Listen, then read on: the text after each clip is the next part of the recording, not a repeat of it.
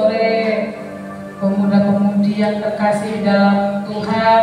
Selamat kita berkumpul kembali untuk kita memulaikan ibadah kebaktian remaja kita pada sore hari ini. Seberapa pun kita yang ada, saya undang kita bangkit berdiri. Kita akan angkat lagu pujian penyembahan kita Tuhan adalah kita.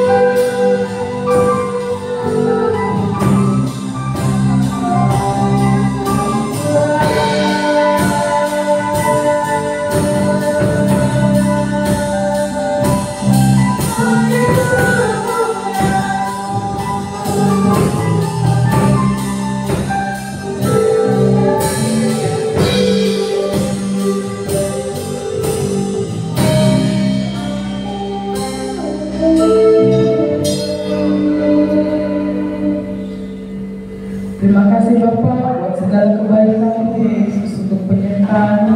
Bagi setiap pribadi kami lepas pribadi ya Bapa, Engkau yang telah melayakan kami, Engkau telah menguduskan kami untuk kami dapat berkumpul bersatu di dalam rumah ini ya Bapa, untuk kami dapat memuji memuliakan nama-Mu ya Yesus. Kiranya Bapa, kalau sebentar pujian dan penyembahan yang kami naikkan di hadirat-Mu ya Bapa, boleh dapat berkenan dan menjadi rupa yang membawa harum di hadapan Engkau, maka terlebih lagi dapat menyenangkan hati-Mu ya Tuhan. Maka seberapapun kami yang ada pada sore hari ini, kiranya Engkau berkenan hadir di tengah-tengah ibadah kami ya Bapa. Bahwa setiap ibadah kami serahkan semuanya ke dalam tangan kasih-Mu ya Tuhan. Dari awal pertengahan hingga akhirnya, kami percaya Bapa bahwa ada pengawalannya daripada segala itu kami ya Bapa. Engkau yang mengizinkan kami ya Bapa untuk kami dapat memuji memuliakan nama-Mu pada sore hari ini Yesus. Tapi juga kami ya Bapa, para pelayan-Mu yang sore hari ini Engkau dari pemain musik WRC-nya pembuat dari RC di bahkan hamba-Mu ya Bapa yang akan menyampaikan firman-Mu. Engkau pakai terlebih juga kami ya Bapa, untuk kami dapat selalu senantiasa menyenangkan hati-Mu ya Tuhan. Bahkan kami juga kiranya kami dapat berkenan di dalam hadirat-Mu ya Bapa, dan puji dan penyembahan yang kami naikkan dapat berkenan ya Bapa untuk menyenangkan hati Engkau ya Yesus. Bahkan semesta di hamba-Mu ya Bapa, dan Engkau pakai beliau dengan luar biasa lagi di dalam nama-Mu ya Bapa. Engkau sucikan kuduskan kami setiap orang pelayan pada sore hari yang lain Engkau ya Bapa. Kami juga berdoa bagi teman-teman kami yang belum hadir pada sore hari ya Yesus. Kiranya mereka dalam sedang perjalanan menuju kemari, Kau tibakan di dalam rumah dengan sahabat dengan tidak satu kekurangan apapun ya Bapa. Kalau ada teman kami yang mungkin sakit pada sore hari ini, kiranya dalam mata dan Tuhan Tuhan di dalam nama Tuhan Yesus, sehingga mereka kesembuhan untuk mereka dapat kembali bersama-sama dengan kami beribadah menyenangkan hati Kau ya Bapa, memuji memuliakan nama-Mu ya Yesus. Mereka juga yang dalam keadaan malas dan yang Kau ketuk hati mereka ya Bapa, berikan mereka kerinduan hati untuk mereka dapat berkumpul bersama-sama dengan kami di dalam rumah-Mu ya Bapa, memuji memuliakan Engkau ya Yesus. Terima kasih Yesus untuk segala berkat kasih-Mu ya Bapa yang Kau berikan pada kami pada sore hari ini, dan kami siap ya Bapa sebentar kami akan memulai ibadah kami. Hanya di dalam nama Tuhan Yesus kami sudah berdoa dan mengucap syukur. Haleluya. Amin. Saya persilakan untuk duduk. Shalom pemuda remaja yang terkasih di dalam Tuhan. Shalom. Shalom. Shalom. Yang jawab semangat Loren yang ada masih ditutup masker dengan memakai masih enak badan. Masih enak badan ya, kiranya Tuhan beri kesembuhan. Jangan menghilangkan untuk rasa sukacita kita memuji memuliakan Tuhan pada sore hari ini yang penuh semangat. Sambil dulu kita akan ambil lagu pujian kita selanjutnya.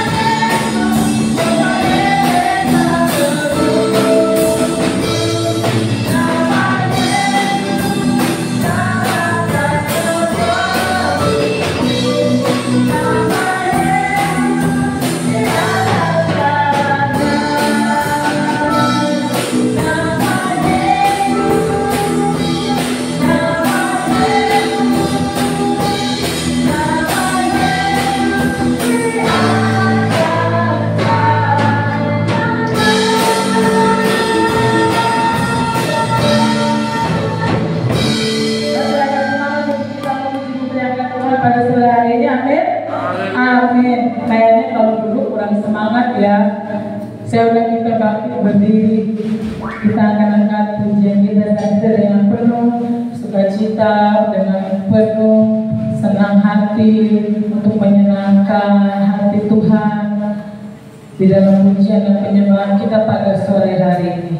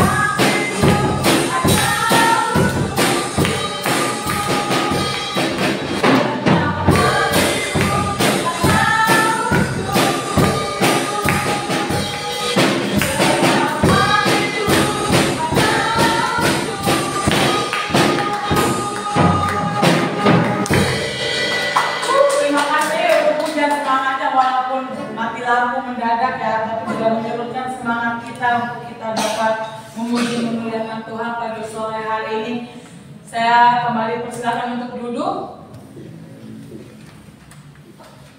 Ada yang ingin menyaksikan kasih kemurahan Tuhan di sepanjang minggu ini? Ada? Untuk pemuda-pemudi yang terkasih di dalam Tuhan? Ada tidak? Kamar dia masih yang ulang tahun mau bersama? Ada? Tidak? Oke, ditunggu selanjutnya. Jadi ada yang menyaksikan kasih kemurahan Tuhan. Jika tidak ada, selanjutnya kita akan memberikan persembahan kita yang terbaik untuk pekerjaan Tuhan di tempat ini. Nanti akan membawakan satu persembahan dari Excel. Mohon kesediaannya untuk datang ke persembahan.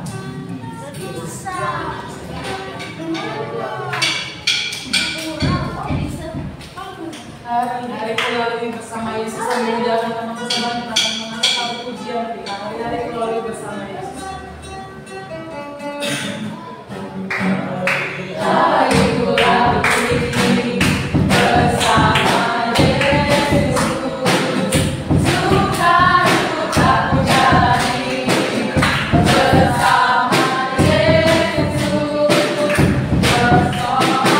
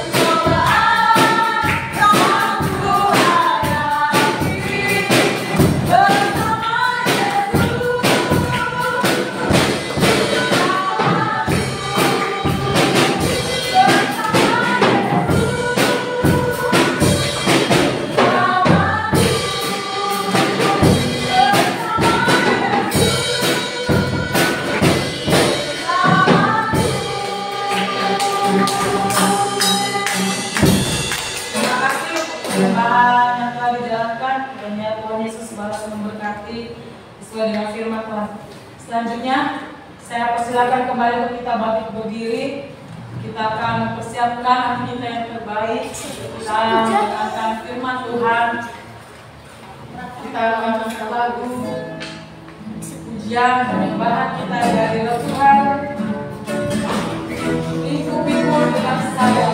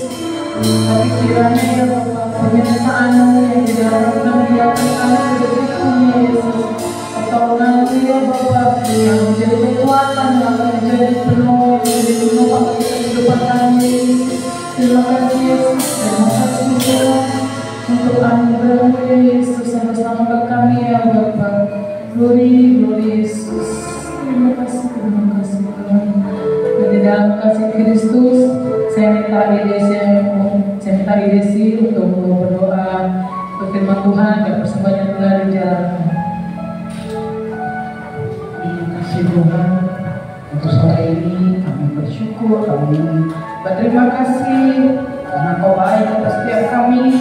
Kami boleh ada Tuhan hari ini menjadi anak-anak-Mu yang Kau tetapkan untuk kami boleh terus memiliki iman percaya kepadamu. Tuhan, terima kasih kami sudah memuji menyembah Engkau, dan kami tahu biarlah pujian ini boleh menyenangkan hati Tuhan. Pada seluruh generasi muda yang ada di tempat ini adalah generasi yang bangkit, generasi yang jadi pemenang, generasi yang selalu menang dalam segala hal Tuhan. Karena Tuhan menyertai anak-anak-Mu ini Tuhan, generasi yang Tuhan pakai di akhir zaman ini untuk menjadi alat Tuhan, untuk menyelesaikan pekerjaan, menuai jiwa-jiwa untuk Engkau. Oleh karena itu mari penuhi setiap kami dengan pengurapan, dengan hikmat-Mu yang baru Tuhan, sehingga kami boleh mampu membawa jiwa-jiwa untuk Engkau Tuhan. Lewat hidup kami, lewat keseharian kami boleh menjadi anak-anak muda yang memikirkan akan Engkau Tuhan. Terima kasih Tuhan Yesus. Terima kasih juga teman-teman yang sudah memberi sore ini, bahkan yang tidak bisa memberi. Tuhan memberkati setiap kami dengan berlimpah-limpah. Ajar kami memberi dengan sukacita, bahkan dengan kegembiraan, untuk kami memberikan yang terbaik untuk Engkau. Tuhan berkati sekolah, berkati kuliah, berkati pekerjaan, berkati apapun yang dibuat tangan kami, dibuat berhasil dan beruntung. Karena Tuhan menyertai kami. Sebentar kami akan mendengarkan sebagian pesan Tuhan berbicara atas setiap kami. Kami mau Tuhan yang ngomong sore ini buat setiap kami. Apa yang menjadi kebutuhan, keperluan, kerinduan, bahkan apa yang menjadi keinginan-Mu atas hidup setiap kami. Perkatakanlah buat kami Tuhan, agar kami mampu mendengar dan melakukannya di akhir zaman ini. Terima kasih Bapak yang baik, pengurapan turun atas hamba-Mu yang menyampaikan isi hati-Mu. Biarlah Tuhan perkataan Tuhan ditaruhkan atas perkataan di dalam bibir mulutnya Tuhan. Biarlah perlindungan darah Yesus sempurna atas tempat ini, atas rumah ibadah-Mu, atas seluruh daerah Holis ini Tuhan. Kami tolak segala kuasa yang bukan berasal daripada Engkau Tuhan. Kami hanya mau Tuhan Roh Kudus-Mu menyertai kami, perlindungan darah Yesus sempurna di dalam nama Tuhan Yesus. Kami siap Tuhan, bahkan lampu yang mati hari ini kami tahu Tuhan Engkau Allah memampukan Tuhan untuk menyalakan lampu ini kembali Tuhan. Tuhan tolong setiap kami boleh tetap konsentrasi dan kami boleh memfokuskan diri kami untuk mendengar pesan-Mu malam ini. Terima kasih Tuhan Yesus. Di dalam nama Tuhan Yesus kami sudah menaikkan syukur kami. Haleluya. Amin. Selanjutnya suka bentur-benturin kepala di tembok, ada yang suka jambak-jambakin rambut sendiri, ada yang mogok makan, gak apa-apa saya gak makan berhari-hari, padahal secara tubuh lapar, tapi karena jiwanya luka, dia bisa nahan lapar berhari-hari. Ya, nah ketika mungkin teman-teman terluka, teman-teman bisa ngomongnya ceria, pura-pura ceria, tapi Tuhan tahu kalau jiwamu sedang berluka. Tuhan tahu loh, kalau hatimu sedang sakit, itu Tuhan tahu. Itu Yesus cari anak-anak muda yang saat malam hari ini jiwanya sedang terluka oleh orang tua mungkin, oleh kakak, oleh adik, oleh saudara, oleh teman sekelas, oleh suami, oleh mungkin yang sudah punya teman dekat. Hatinya sakit, itu Tuhan cari loh. Itu yang Yesus lakukan pada orang yang kerasukan roh jahat di Gerasa. Ya, kita mau baca. Buka Alkitab masing-masing. Biar kalian tahu Kejadian di mana, Amos di mana. Ada yang nggak tahu? Kadang-kadang banyak. Amos di mana ada? Perjanjian lama apa perjanjian baru? Betul? Kenapa? Kalian bergantung sama Exodus. Kalau kalian biasa baca Alkitab, itu tahu posisi di mana, perjanjian lama, perjanjian baru, Ayub, Amos, Kejadian, Wahyu, Markus 5 ayat 1 sampai 5. Coba buka Alkitab masing-masing. Markus pasal 5 ayat 1 sampai 5. Sudah ketemu? Yang sudah ketemu katakan amin. Baru 2 orang. Markus lupa. Markus 5 ayat 1 sampai 5. Itu judulnya apa? Yesus mengusir roh jahat dari orang Gerasa. Ya. Lalu sampailah mereka di seberang danau, bukan Danau Toba ya, di daerah orang Gerasa. Baru saja Yesus turun dari perahu, datanglah apa situ katakan? Seorang yang kerasukan roh jahat dari pekuburan manusia. Baru aja Yesus turun ya dari perahu, datang. Kalau zaman sekarang namanya orang gila. Yesus, mungkin gitu ya. Coba ada yang mau nunjukin gimana orang gila? Gitu ya, orang gila. Dekat dulu. Jangan bingung, nanti rusak ya. Kayak gitu ya. Revi mau praktekkan. Ini misalnya kajian Yesus turun dari perahu di Gerasa. Kamu pura-pura jadi orang yang kerasukan. Gimana kan? Pada malu aja. Itu acting terbaik ya, jadi orang gila. Coba kalau di sinetron itu dibayar mahal. Gitu kan? Ketawa sendiri, jambak rambut sendiri. Gak ada yang mau praktekkan juga. Nah, orang itu ternyata bukan tinggal di rumah. Di situ dikatakan apa? Di pekuburan. Di rumah udah ditolak. Karena dia sering kerasukan. Nih, orang yang kerasukan roh jahat.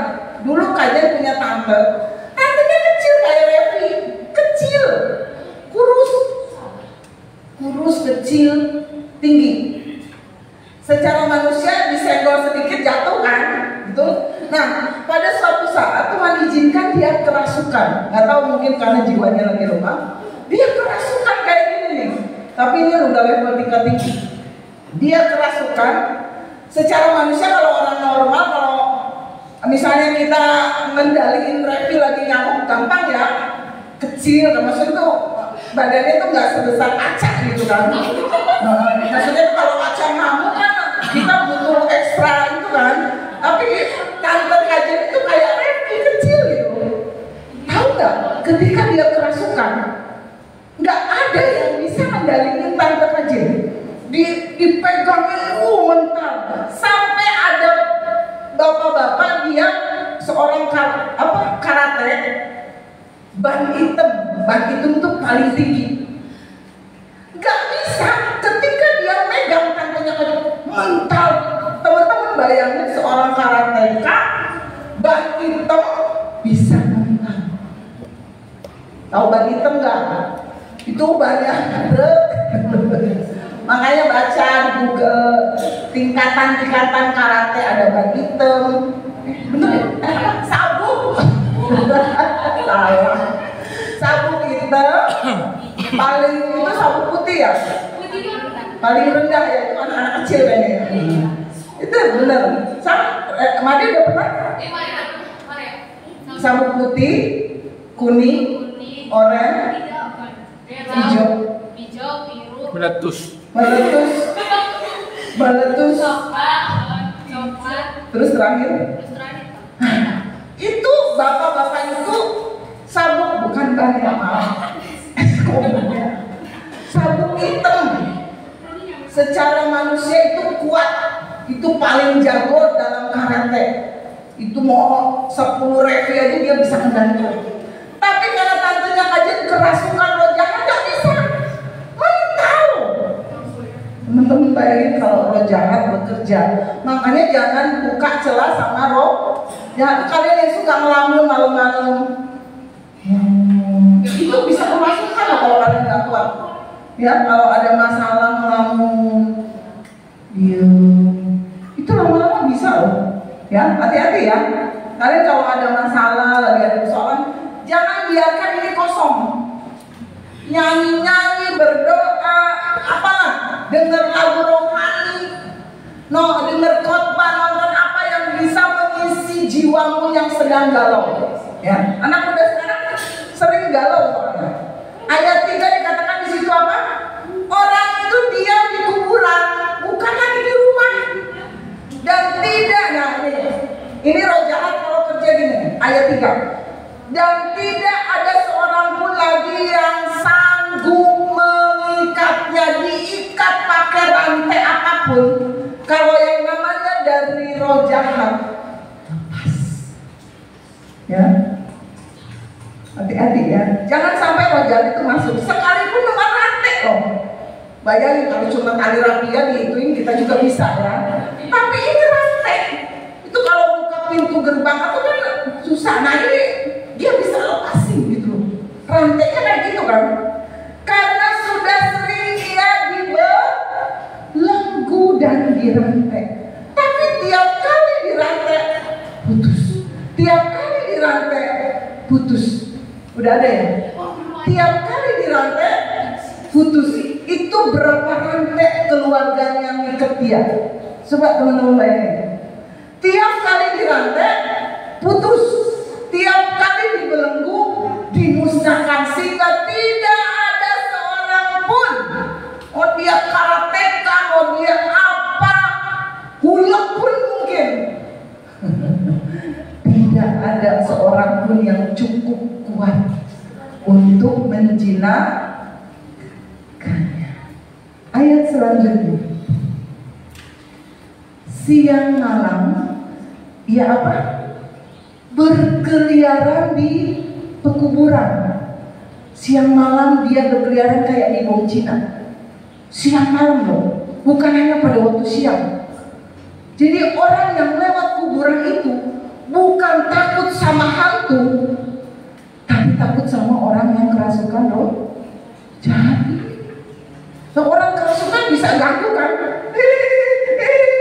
Gitu kan? Dikejar bisa masuk danau. Ya kan? Teman-teman bayangin loh kalau baca Alkitab itu digambarkan dalam apa? Pikiran kita. Nah, di bukit-bukit, jadi dia dari kuburan ke bukit-bukit sambil apa? Berteriak-teriak, Doni, silakan masuk. Doni, silakan masuk, kayak gitu. Masuk dulu kayak gitu. Ya, kayak gitu ya. Orang gila ini tiap malam, siang dan malam dia teriak. Mungkin gilanya karena apa misalnya ya? Karena misalnya Blackpink, Blackpink ya, Blackpink ya. Gitu ya, orang kan nggak tahu dia gilanya karena apa. Blackpink ya, Blackpink ya, you like it. Gitu. Terus Alkitab mencatat apa? Sambil apa? Memukuli dirinya dengan batu. Ada yang mau dicoba? Jadi dia teriak-teriak, sama batu loh. Sakit nggak ini? Ya kalau cuma sama kertas juga kajian bisa. Tapi ini sama batu. Itu orang yang jiwanya sudah luka. Ini dengan tingkat seperti ini cenderung untuk menyakiti dirinya sendiri. Hati-hati, jangan buka celah. Nah, belajar dari orang-orang di Alkitab. Kalau kalian pernah mengalami mungkin levelnya level 1 atau 2 gitu ya, cuma nyubit-nyubit, karena gemes kali, cuma gitu doang. Tapi ini udah level tinggi loh, udah teriak-teriak, mungkin sambil telanjang, teriak-teriak, mukulin dirinya dengan batu.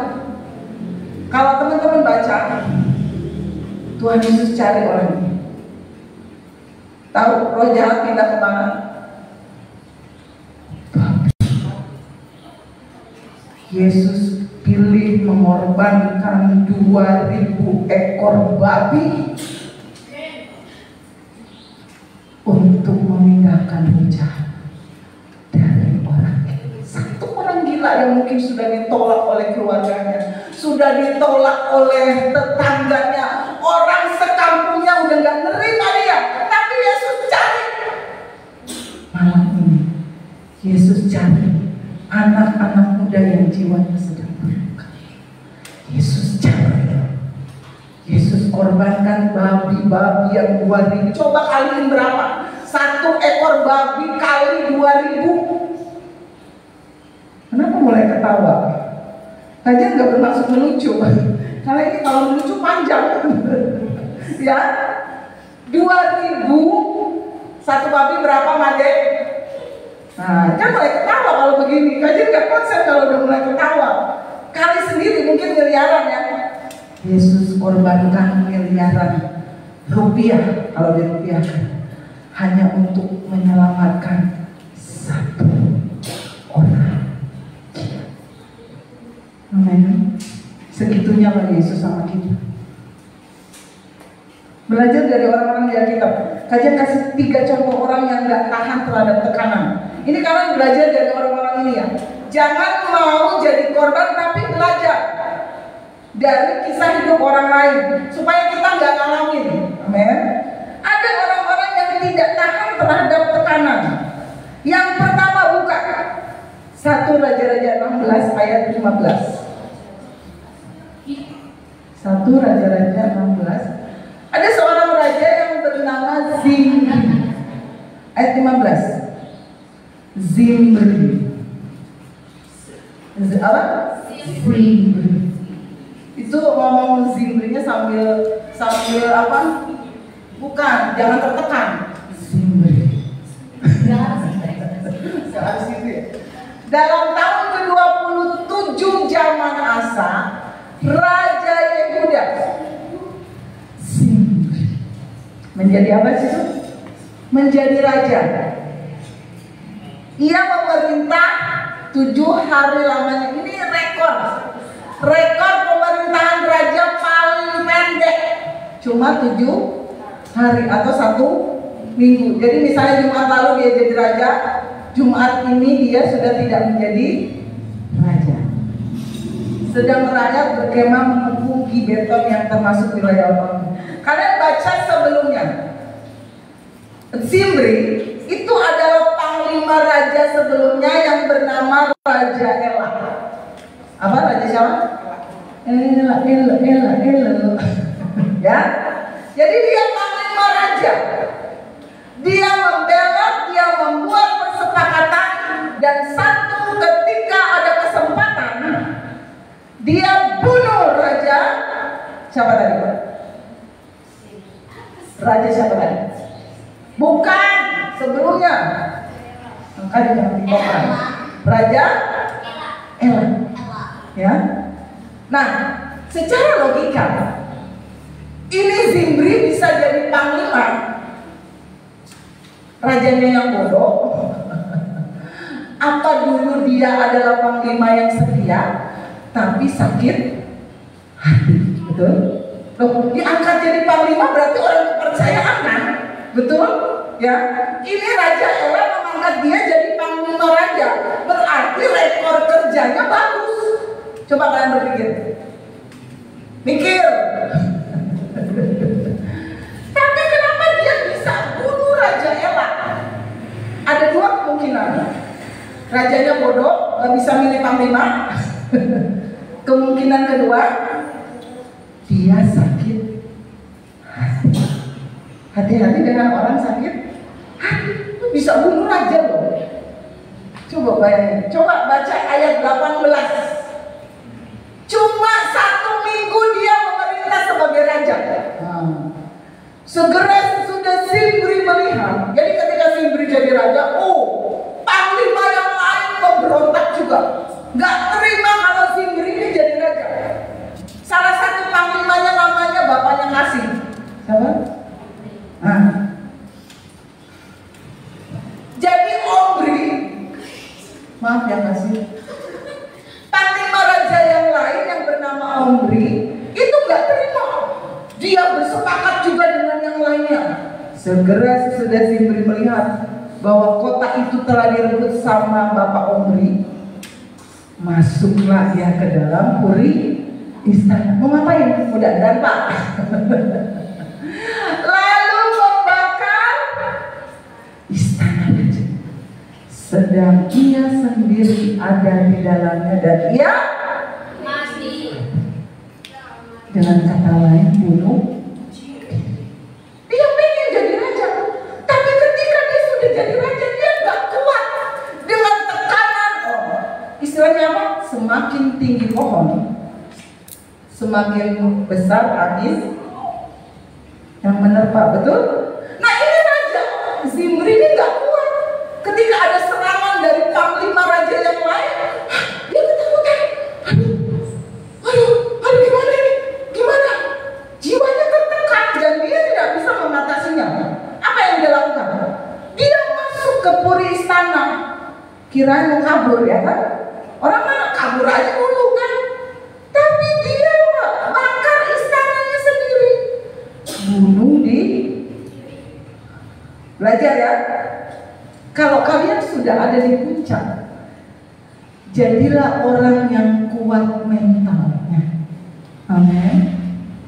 Kalau sudah jadi pemimpin, jadilah pemimpin yang kuat. Yang jangan kayak Zimri. Ketika dia sudah dikepung, diserang, kotanya telah direbut, dia nggak tahu ngapain. Aduh, yang dia lakukan apa? Bunuh. Hati-hati. Jangan sia-siakan energi kalian untuk sakit hati. Kalau kita disakiti, salah satu obatnya apa? Berendam. Salah satu obatnya apa? Berendam. Bukan di syariatan. Berendam di mana? Di hadirat. Bawa nih sakit hatinya, duduk di bawah kaki Tuhan, nangis sepuas-puasnya di situ, curhat sama Tuhan. Itu cara terbaik untuk menghilangkan kegalauan. Karena apa? Musuh dari segala kegalauan, segala persoalan adalah iman, bukan yang lain. Bukan jalan-jalan. Kajian kemarin ke Ancol, cuma sebentar aja senang-senangnya. Sampai rumah udah menghadapi cucian baju, betul? Loh, kita misalnya lagi galau jalan-jalan, iya. Pas jalan-jalannya hahahe. Sampai rumah itu numpuk. Benar? Loh, itu hanya sekejap saja. Healing, jalan-jalan, cuci mata, belanja itu nggak bertahan. Tapi kegalauan dalam hati hanya bisa dikalahkan dengan berendam dalam hadirat Tuhan. Bangkitkan imanmu, bangkitkan semangatmu. Itu senjata yang paling ampuh untuk mengatasi segala kegalauan dalam hidup kita.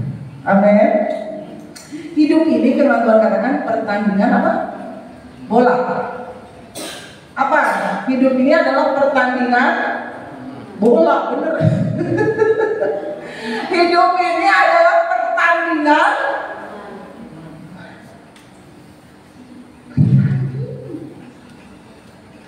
Dan iman timbul dari pendengaran akan apa? Gosip. Pendengaran akan firman. Makanya kalian harus sering-sering baca firman, baca Alkitab, supaya apa? Imannya tetap kuat.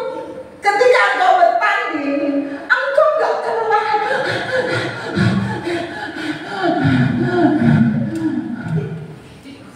Tuh, apa kayak tikus? Enak banget kayak tikus. Udah acting. Itu kan orang yang kehabisan napas itu. Ilustrasikan kita lagi bertanding dalam iman. Kalau kalian nggak pernah membangkitkan iman, nggak pernah doa, nggak pernah baca firman, nggak pernah puasa, ada bahaya, ada badai, ada tobat, ada masalah orang tua, masalah di sekolah, kalian cukup, belum? Kenapa? Stok imannya tipis. Kajian saya kalau ke gereja kenapa semangat? Berapi-api. Tapi ketika pulang gereja, kok saya imannya kayak lembek lagi. Kalian pernah nggak ngerasa gitu? Di gereja tuh kayaknya saya bersemangat, beriman. Dalam nama Yesus, saya sembuh, saya diberkati, masa depan saya diberkati. Tapi ketika pulang ke rumah, hadapin masalah, Kenapa? Coba, ada yang bisa kasih alasan? Kenapa? Kalau di gereja itu iman kita kuat. Kenapa? Coba perhatikan HP kalian kalau sudah merah. Cas sebentar. 1 menit aja. 5 menit aja. Cabut lagi. Dari hijau bisa merah. HP kalian dicas tiap hari. Kadang-kadang sehari 2 kali, sehari 3 kali. Kalian dicasnya cuma hari Sabtu doang. Gimana mau menang dalam pertandingan iman? Doanya cuma di gereja doang.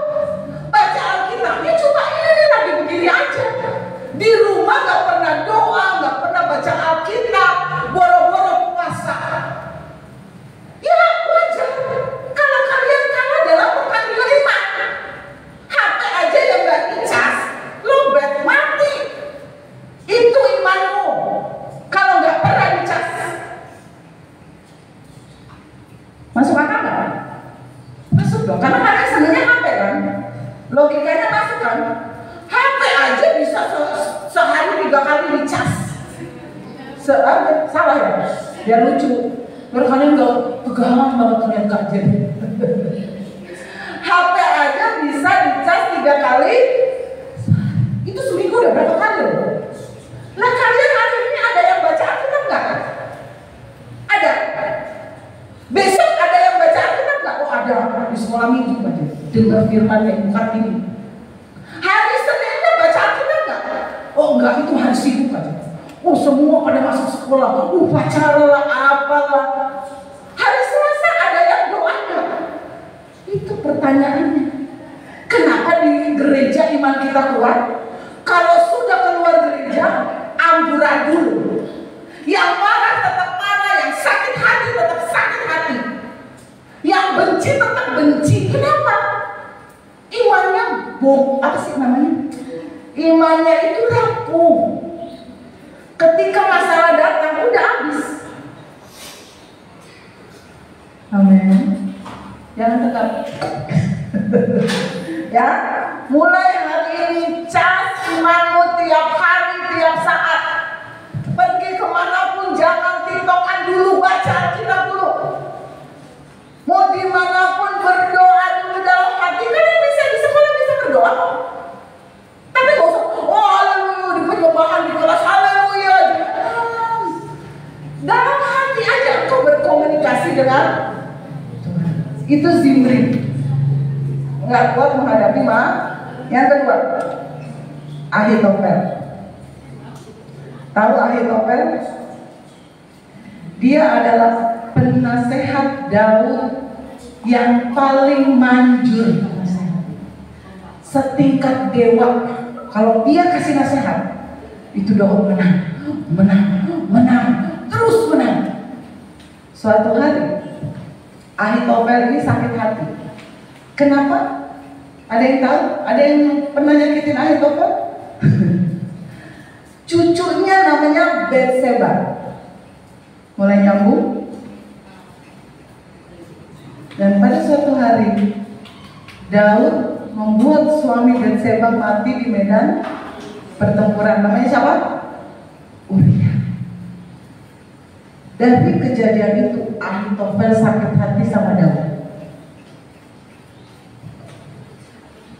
Ketika akhirnya Ahitofel ini pulang kampung karena sudah sakit hati, cucunya nggak terima, dia nggak terima cucunya digituin sama Daud, Betseba. Ketika pulang kampung, dia dengar, nah ini orang sakit hati ketemu orang sakit hati jadi pasukan sakit hati. Dia dengar Absalom mau memberontak kepada Daud. Siapa Absalom? Yang punya sebelah di depan. Ya, Ahitofel akhirnya memihak kepada Absalom. Tenang. Simpan namanya baik-baik. Awas keplay itu bolong-bolong. Tenang. Belum itu. Ya. Pada suatu hari dia kasih nasihat sama Absalom.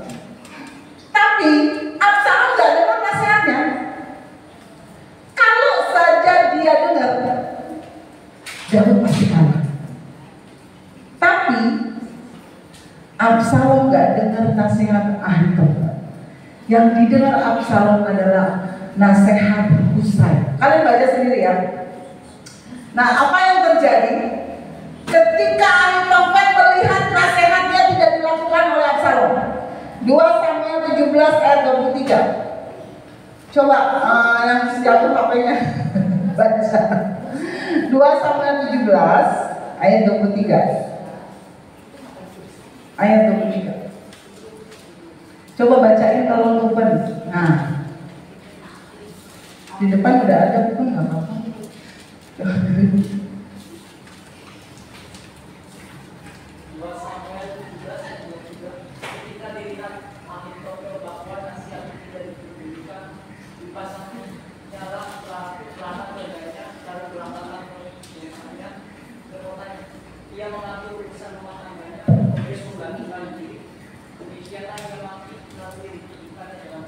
Amin.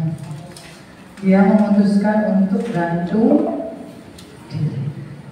Ketika dilihatnya nasihatnya dia nggak dipedulikan Absalom, dia kecewa, dia sakit hati. Ini Ahitofel ini kalau Daud suruh memilih melawan Ahitofel atau Goliat, pasti Daud pilih Goliat. Kalau Goliat kan secara fisik. Tapi Ahitofel ini dia orangnya smart, dia berhikmat. Semua nasihatnya ketika dilakukan Daud itu berhasil. Daud menang perang, Daud menang perang. Itu Ahitofel. Tapi orang yang biasa didengar nasihatnya dalam satu titik ini, ketika dilihat Ahitofel bahwa nasihatnya tidak dipedulikan, dia pulang ke rumahnya, cuci baju dulu. Habis ini bahasanya terjemahan barunya, dia mengatur urusan rumah tangga. Ya, cuci baju dulu, ngepel dulu, enggak sih. Jadi dia bereskan semuanya dan dia menggantung. Tragisnya, padahal dia orang yang berpotensi. Dia orang yang dipakai Tuhan untuk menjadi asistennya Daud. Tapi ketika dilihat bahwa dia punya perencanaan yang hebat, Ahitofel ini. Teman-teman suka ada yang perfeksionis di sini. Segala sesuatu dilaksanakan sesuai rencana. Yang ada banyaknya selebor ya. Kalau kajian tipenya nggak perfeksionis sih. Cuma karena kuliahnya di MIPA, jadi terbiasa dengan struktur data. Ya, karena kajian ngerasa kuliahnya di MIPA itu kalau di fakultas MIPA itu kan segala sesuatu terstruktur. Jadi kebiasaan. Excel nih, sekolah hari Senin. Sabtu seragamnya sudah siap. Itu jadi pengaruhnya ke situ. Kalau aja mau pergi nih, itu sebulan sebelumnya koper udah siapin. Disiapin doang sih, diisinya nggak tahu apa. jadi berpengaruh. Nah, Ahitofel itu begitu. Dia perfeksionis. Segala rencananya itu dia susun berjalan dengan baik. Ketika rencananya tidak berjalan dengan baik, ini ya. Jadi dalam hidup ini boleh teman-teman perfeksionis, semua diatur, tertata. Besok jam begini saya harus begini, jam begini harus begini. Tapi kalau hari itu tidak berjalan tidak sesuai dengan rencana, maafkan diri sendiri. Amin. Jangan nyalahin dia. Kamu sih, bego banget sih. Harusnya saya nggak berbuat itu. Kayak gitu loh. Ya. Kalau sesuatu misalnya hari itu nggak berjalan sesuai dengan, maafkan dirimu. Engkau masih manusia. Ini Ahitofel nggak gitu. Ketika dilihatnya nasihatnya nggak dipedulikan, langsung kecewa. Kecewanya gantung. Yang terakhir, teman-teman bisa belajar dari Yudas, masih nggak tahu lagi Yudas. Yudas Iskariot. Dia melakukan kesalahan dengan apa? Menjual sebelah. Habis kan? Kadang-kadang hal sepele dalam pelajaran Alkitab nggak tahu gitu loh. Dia menjual Yesus dengan berapa keping? Kayaknya sama deh kalian. Berapa? 30. Kalian yang udah tua banget begini, udah lulus dari sekolah minggu, nggak tahu. Ya, 30 keping. Dia melakukan kesalahan dengan menjual Yesus. Akhirnya Yudas menyesal nggak? Akhirnya nyesel kan? Tapi apa keputusan yang diambil oleh Yudas? Bunuh orang-orang yang tidak kuat terhadap kekecewaan, terhadap tekanan. Ketika dia salah mengambil keputusan, akhirnya mati. Petrus sama, betul? Loh, Yudas menjual Yesus. Petrus sebenarnya kesalahannya lebih fatal. Dia menyangkal ya, bukan sekali, berapa kali? Bukan 30. 3 kali loh. Bukan, saya nggak kenal dia, saya nggak kenal dia, saya nggak kenal dia. 3, itu lebih fatal loh sebenarnya kan? Lo nggak kenal loh. Lo kalian misalnya punya teman, ketika ketemu pura-pura nggak kenal, sakit nggak? Sakit, siapa kamu? Ya kan? Siapa kamu? Sakit hati. Tapi bedanya, nih, lihat perbedaannya. Yudas sama Petrus sama-sama melakukan kesalahan. Yudas memilih bunuh diri, Petrus memilih untuk bertobat, menerima sama-sama salah, sama-sama melakukan kesalahan. Bahkan sebenarnya semua murid Yesus melakukan kesalahan. Ketika Yesus disalib, yang tersisa di bawah salib itu siapa? Ibu Yesus dengan Yohanes. Semua muridnya kabur. Semua murid Yesus melakukan kesalahan. Tapi hanya Yudas Iskariot yang tidak memaafkan dirinya, tidak menerima pengampunan. Semua murid-muridnya, mereka menyesal dan bertobat. Teman-teman masih manusia, masih bisa melakukan kesalahan. Amin.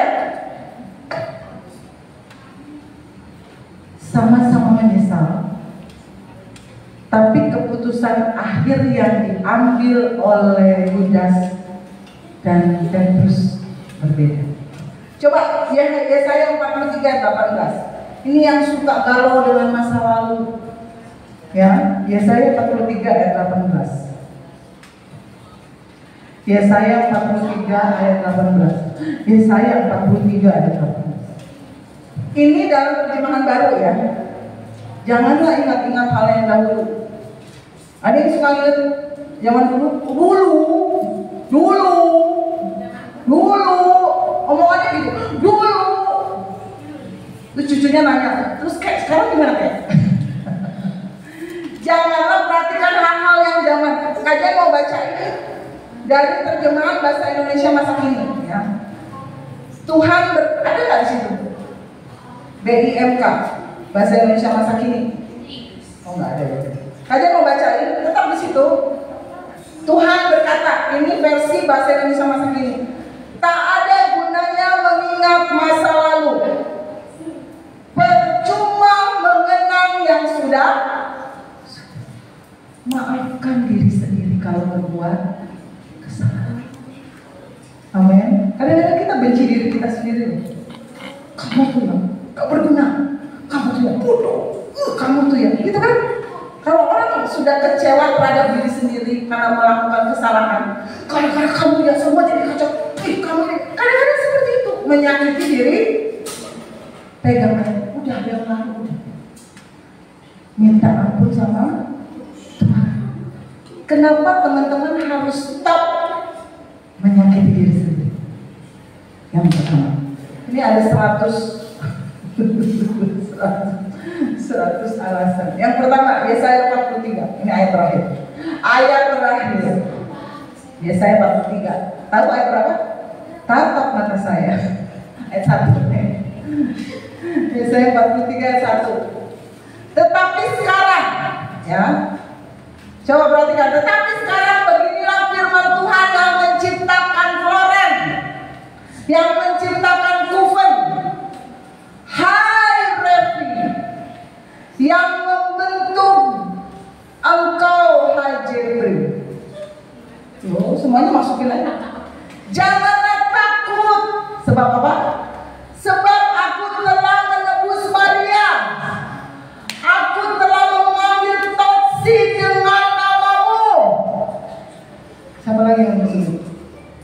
Kak Dewi, engkau ini kepunyaanku, guru besar. Amin. Ini jangan cekak-cekik di bawah siapa aja.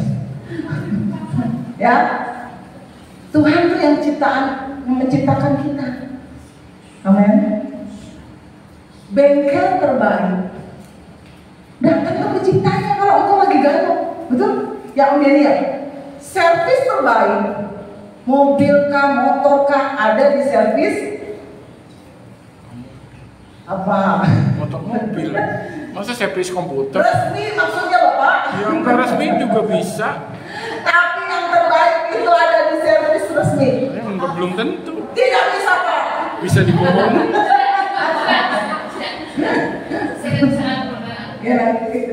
Ya, servis terbaik untuk kegalauan kalian hanya ada pada pribadi yang menciptakan engkau. Amin. Bukan pada jalan-jalan, bukan pada healing belanja, itu hanya sementara. Sadari kalau kita diciptakan, bengkel resminya ada pada Yesus Kristus. Kalau engkau lagi rusak hatinya, sakit hatinya, kecewa, datang sama pemilik bengkel resmi, Tuhan Yesus Kristus. Amin. Ya harus digituin, soalnya kalau anak muda nggak diilustrasikan di situ, cuma bengong nganga terus. Ayat 2. Apabila Moses menyeberang melalui air, aku akan menyertai Esau. Kok bisa tukeran gitu ya? Atau apabila kalian melalui sungai-sungai masalah, engkau tidak akan dihanyutkan. Katakan amin. Jangan senang-senang baik. Apabila Cici Sinta berjalan melalui api, debus dong. Doni, engkau tidak akan dihanguskan. Ya saja. Bogor memang dingin kan. Saya akan hangus. Dan nyala api tidak akan membakar saya dan teman-teman. Masalahmu, sakit, penyakitmu tidak akan membuat engkau terbakar. Karena apa? Ada Yesus yang menemani engkau melewati semua masalah hidupmu. Lalui bersama Yesus. Tuhan, aku mau nyebrang masalah ini susah Tuhan. Aku akan menemani engkau. Amin. Ayat 3. Sebab akulah Tuhan Allahmu yang Maha Kudus, Allah Israel, Juru Selamat. Aku menembus engkau semua yang ada di sini dengan Sir dan memberikan Ethiopia dan Sheba sebagai gantimu. Ayat 4 ini, pegang sampai akhir hidupmu. Ayat 4. Oleh karena teman-teman semua di sini jangan lagi nyakitin diri sendiri. Bilang sama teman, engkau berharga. Bilang, kalau dia nggak dengar, dorong. Engkau berharga. Ya. Berharga itu. Engkau berharga di mataku dan mulia. Berhenti, stop jambak-jambak rambut lagi. Stop mogok makan lagi. Stop makan yang double porsi lagi. Kalian kadang-kadang kan kalau sudah ada masalah makannya jadi banyak. Kadang-kadang mogok makan, kadang-kadang makannya jadi 5 porsi. Betul? Kenapa? Lagi ada masalah lagi.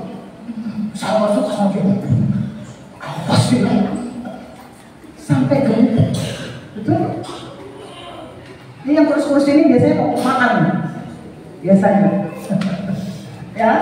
Oleh karena kau berharga di mataku, punya besar dan mulia. Apalagi? Aku ini mengasihi. Oh, Yesus kalau bilang I love you, beda sama manusia.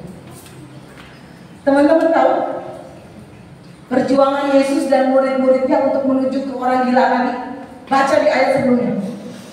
Selamat datang Buddha. Baca di ayat sebelumnya ya, yang orang bikin rasa itu. Yesus melewati danau yang ada angin ributnya. Pernah baca kisahnya? Perahu murid-muridnya terombang-ambing. Aduh guru, kenapa mau tidur? Guru, guru, kita udah mau mati. Ya. Yesus itu sampai begitu loh, untuk mencapai orang gila tadi. Dia lewati danau yang ada angin ributnya, taruhannya nyawa. Lo orang pacaran bilang, dan suka bilang ini gak sama dia? Gunung kan ku seberangi, lautan kan ku seberangi. Oh iya, gunung kan ku daki, salah. Kata Lois, salah ini, diulang lagi. Gunung kan ku daki, lautan. Kadang-kadang cuma di mulut, cuma suruh jemput aja jam 12 malam takut. Tapi Yesus bener-bener nyebrang, melewati badai angin ribut untuk cuma-cumanya, kalau secara manusia cuma menemui si orang gila tadi. Guru, kita udah mau mati guru, gimana guru? Aku akan menemui. Dalam hati ya, ada orang gila di balik danau itu yang jiwanya berharga bagiku. Kalau malam ini teman-teman masih suka nyakiti diri sendiri, ini loh buktinya. Amin. Segitunya loh Tuhan sama engkau. Kalau Yesus ngomong mengasihi, dia buktikan. Nggak cuma ngomong doang, berkata I love you, aku mencintai engkau. Yesus benar-benar nyebrang laut. Makanya lalui semua bersama Yesus. Ada anak muda yang suka disakiti orang tuanya. Teman-teman tahu apa yang dia alami? Itu pisau. Hampir tiap hari lewat di hidupnya. Kalian nggak pernah kan semarah-marahnya orang tua lempar pisau. Tapi anak muda ini sampai segitunya. Jadi tiap malam dia nggak bisa balas, karena kalau dia balas itu orang tuanya lebih ngamuk. Jadi dia cuma bentur-benturin tembok, dia ngerokok, dia apalah. Satu hari dia mau bunuh diri, minum racun. Warnanya sih merah, tapi bukan mata. Ketika dia mau minum, itu kayak ada yang nahan. Dia udah mau minum, dia udah mau mengucapkan selamat tinggal sama dirinya sendiri. Ketika dia mau bunuh diri, dia mau minum air racun itu, ada yang nahan, seperti ada yang meluk anak muda dan bilang, I love you. Amin. Engkau berharga loh. Jangan pernah nyakiti diri sendiri lagi. Sebesar apapun kekecewaanmu, belajar dari penulis. Kita nonton filmnya ya Bunda, Harry Potter. Ada yang tahu namanya siapa? J.K. Rowling. Dia itu orang yang mengalami sebelumnya ya, sebelum terkenal, mengalami kekecewaan yang luar biasa. Yang pertama dia kehilangan mamanya tercinta, ya. Udah gitu dia gagal dalam rumah tangganya sehingga dia harus menjadi single parent, cerai sama suaminya. Dan sampai dia mengalami depresi. Ketika dia ke dokter, dokter bilang ini ibu ini menyatakan bahwa dirinya berpotensi untuk selalu ingin bunuh diri. dia diperiksa ke dokter. Ini pasti, kata dokternya, ini pasti nanti tiap saat dia akan bunuh diri. Ada niat untuk bunuh diri. Itu J.K. Rowling. Tapi dia nggak berhenti sampai di situ. Dia memutuskan untuk menulis. Udah dia memutuskan untuk bangkit, menulis naskah Harry Potter, ditolak. Hampir semua agen memutuskan untuk menolak. Perusahaan penerbitan tidak mau menerima karya naskahnya. Sampai satu hari J.K. Rowling ini bertahan dalam penolakan. Kalian kalau ditolak, Yesus pun pernah ditolak, ya. Kalian disakiti, Yesus pernah disakiti oleh murid-muridnya. J.K. Rowling ini bertahan sampai akhirnya ada satu penerbit yang bersedia menerbitkan naskahnya.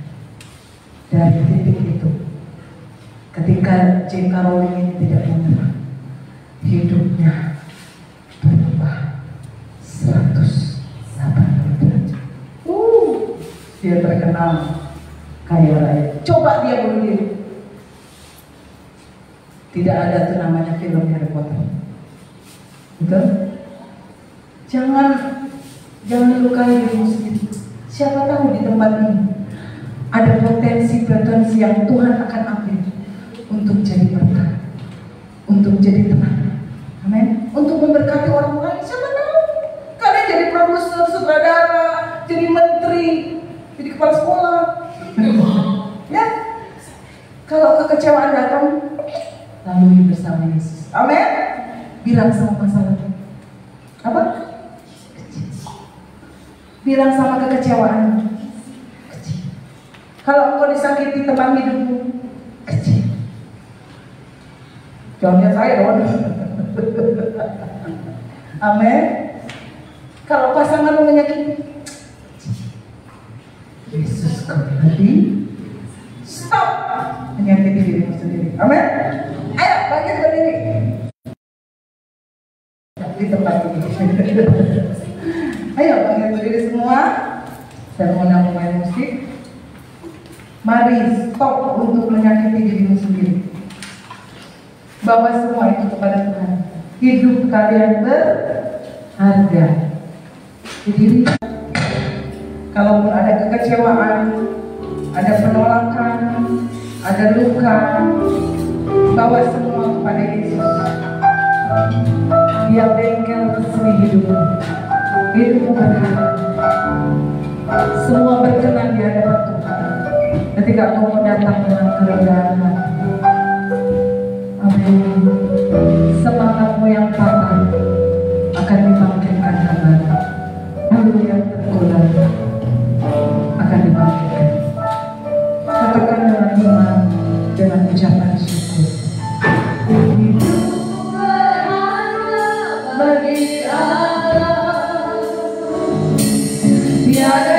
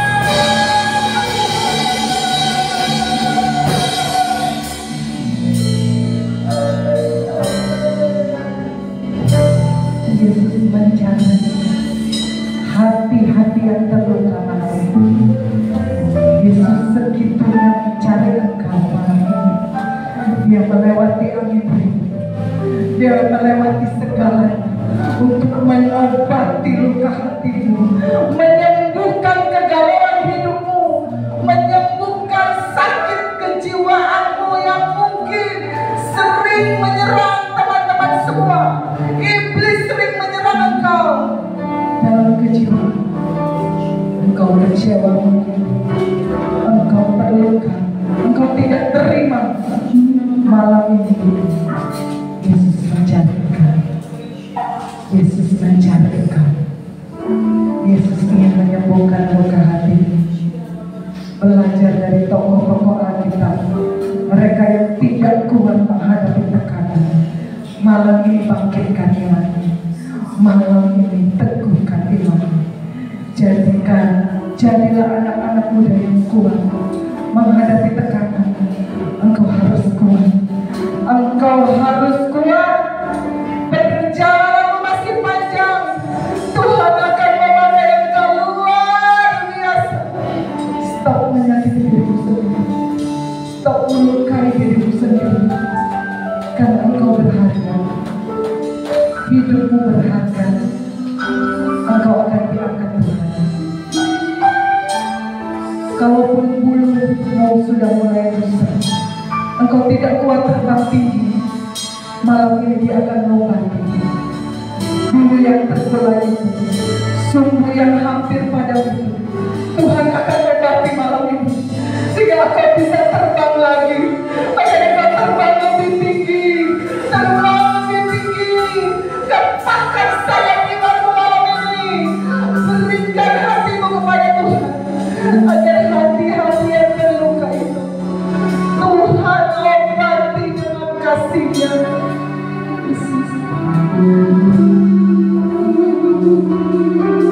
Katakan dengan iman,